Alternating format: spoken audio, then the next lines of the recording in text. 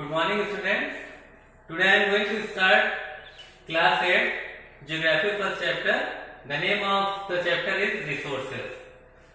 सबसे पहले मैं रिसोर्सेज के कुछ बेसिक्स बताऊंगा कि क्या रिसोर्सेज होते हैं ताकि आपको चैप्टर अच्छे से समझ में आ सके। रिसोर्सेज वो सारी चीजें जो हमारे एनवायरनमेंट में अवेलेबल हैं, जिसको हम यूज करते हैं और जिससे हमें कोई ना कोई फायदा होता है, वो रिसोर्सेज कहलाते हैं।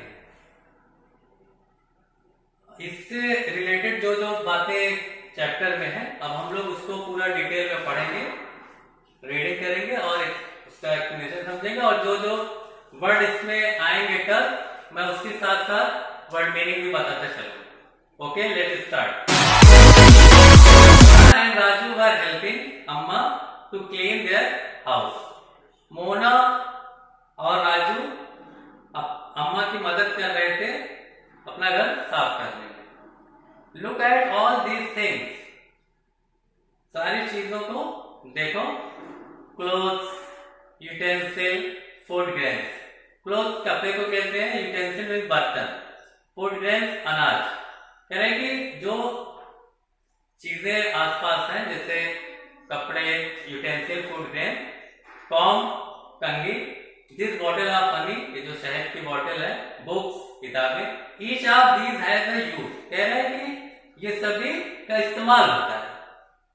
सेड मोना, मोना ने कहा, that's why they are important, इसीलिए ये इम्पोर्टेंट है। सेड अम्मा, अम्मा ने कहा, दीज आर रिसोर्सेज, ये रिसोर्सेज है। What is the resource was Raju's question to Amma. Raju का क्वेश्चन अम्मा से था कि रिसोर्स क्या होते हैं। Anything that can be use to satisfy a need is a resource. तो अम्मा ने क्या जवाब दिया कि कोई भी चीज जो यूज होती है और जो हमारी नीड को, हमारी जरूरतों को सेटिस्फाई करती है, पूरा करती है, वो रिसोर्स कहलाती है। लुक अराउंड यू, अपने चारों तरफ आप देखो, एंड ऑब्जर्व, और महसूस करो। You will be able to identify many types of resources. आप एबल होगे, मतलब आप जान सकोगे कि कौन कौन सी चीजें ऐसी हैं जो resources. The water you drink when you are thirsty, कह रहे पानी जो आप पीते हो जब आपको प्यास लगी होती है, जब आप प्यासे होते हो। द इलेक्ट्रिसिटी, बिजली, you use in your house, जो आप अपने घर में यूज करते हो। द रिक्शा, रिक्शा जो आप चलते हो, जिससे जाते हो यहां से वहां। You use to get home from school, जब आप स्कूल से वापस अपने घर के लिए जो रिक्शा लेते हो, जिस पे बैठ के आते हो। The textbook you use to study, किताब जो आप पढ़ते हो। और ऑल रिसोर्सेज, ये सभी रिसोर्सेज है। क्यों ये सब रिसोर्सेज है? क्योंकि इनका हम यूज भी करते हैं और इनसे हमें फायदा भी मिलता है। Your father has prepared A tasty snacks for you, आपके फादर, आपके पिताजी, आपके अब्बू जो नाश्ता तैयार करते हैं। The fresh vegetable he has use और ऑल्सो ए रिसोर्सेज, तो वो नाश्ता बनाने में जो सब्जियां यूज करते हैं आपके फादर, वो भी एक रिसोर्स होती है। Next paragraph. Water, electricity, rickshaw, vegetable and textbook have something in common.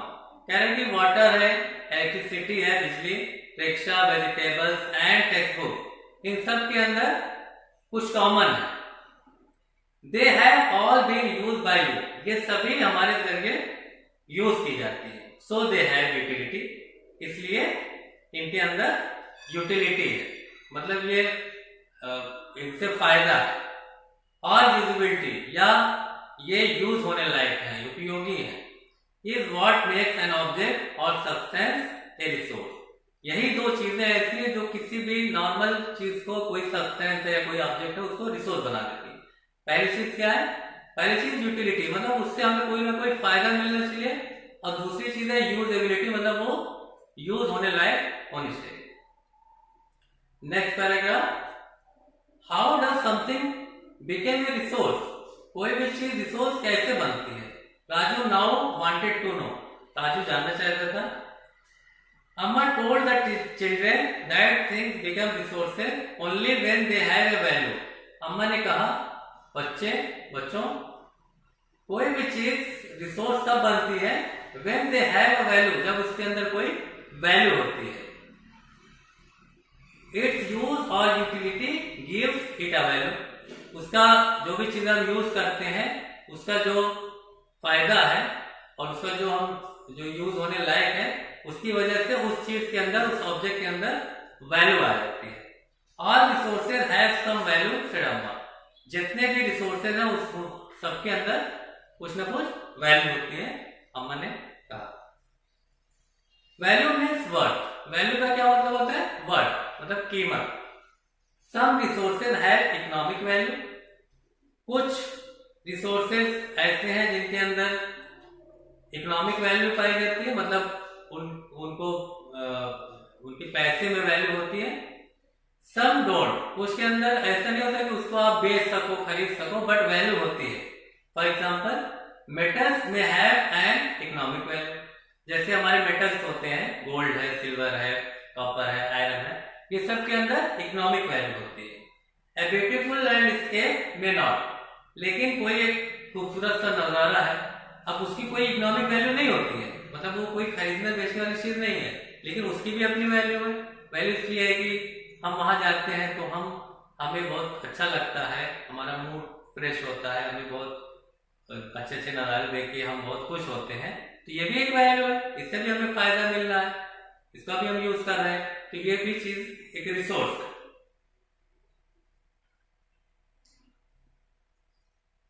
But both are important and satisfy human needs, लेकिन दोनों ह्यूमन की जरूरत पूरी करते हैं, इसलिए दोनों रिसोर्स।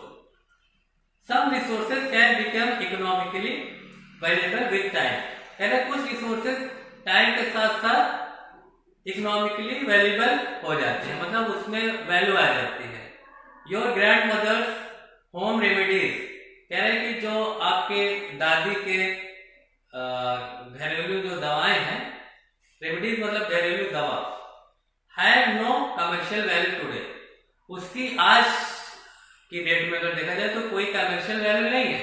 मतलब अब जैसे कोई दादी का नुस्खा है कि ये वाला तेल लगा लो तो ये बीमारी दूर हो जाएगी, या ये पत्ती से पीस के पी जाओ तो ये बीमारी दूर हो जाएगी, तो इसकी कोई मार्केट में कोई वैल्यू नहीं है कि वो कोई दवा जैसे मेडिकल स्टोर पे बिकती है उस तरह से वो भी उसकी इकोनॉमिक वैल्यू है। But if they are patent, लेकिन अगर आप उसको पेटेंट कर दो, मतलब उसका उनको एक्सक्लूसिव वैल्यू, पेटेंट मीन्स यहाँ दिया हुआ है बुक में, it means the exclusive value over any idea और इन्वेंशन, मतलब कोई चीज आपने सिर्फ खोजी है, आपने सिर्फ पता लगाया है, तो उस पर सिर्फ आपका अधिकार है, फिर आप उस फार्मूले को जब मार्केट में बेचोगे तो आप वो चीज आपकी इकोनॉमिक वैल्यू में आ जाएगी। उससे पहले तो वही चीज सब लोग यूज कर रहे हैं तो वो इकोनॉमिक वैल्यू नहीं है, तो वो मार्केट में नहीं बिकेगी। And sold by medical for tomorrow, मतलब आज आपने उस पर अपना अधिकार कर लिया, कोई भी चीज है, और उसको फिर कल जाके अगर आप मेडिकल पे भेज दोगे तो उसके अंदर इकोनॉमिक वैल्यू आ जाएगी। मीन्स कहने के लिए कि जैसे घर पे कोई चीज है, कोई नुस्खा है दादी का, तो वो नॉर्मल सबके घर में होगा, उस पर सबका अधिकार है। कोई तेल है तो तेल सबके घर में है, सब लोग लगा लेंगे, तो वो मार्केट में नहीं बिकेगा। लेकिन अगर मैंने कोई भी प्लांट की पत्ती है, कोई नहीं जानता, मैंने उसको एक्सपेरिमेंट किया, उसको पानी में मिक्स करके उसको कुछ पिया, फीवर अच्छा हो गया, अब मुझे समझ में आ गया कि इस लीफ से, इस पत्ती से फीवर दूर होता है। अब मैं ये किसी को नहीं बताऊंगा, मैं उसका सारा फार्मूला जब आप वहां पे फार्मेसिस्ट को दूंगा तो वो मार्केट में उसकी वैल्यू हो जाएगी, वो फिर दवा की शक्ल में वो बिकेगी, तो उसकी इकोनॉमिक वैल्यू आ जाएगी। They could become economically valuable, तो फिर वो जब हम उसको बेच देंगे तो वो इकोनॉमिकल वैल्यूएबल हो जाएगी। ओके स्टूडेंट्स, आज की क्लास में बस इतना ही। नेक्स्ट क्लास में हम आगे के पैराग्राफ पढ़ेंगे, तब तक के लिए बाय।